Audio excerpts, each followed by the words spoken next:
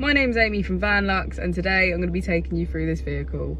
If you do have any questions following on from the video, please don't hesitate to give us a call on the number shown above, and our salesman will be more than happy to go through those with you. This is the 2018 Volkswagen Transporter camper. This vehicle has done just under 27,000 miles. It has a manual transmission and a diesel fuel type. As we step inside, we can see the kitchen area, which is complete with a cooker, sink and fridge. As you will be able to see from the pictures, these two seats transform into a double bed.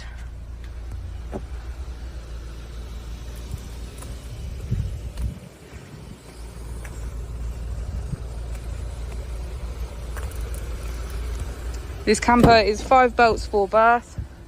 So as we step inside, we can get a good view of the pop top. On the steering wheel, we have features such as cruise control and voice control.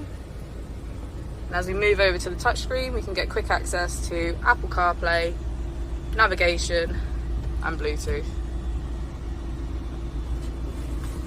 If we put the vehicle into reverse, you can see that it's complete with parking sensors.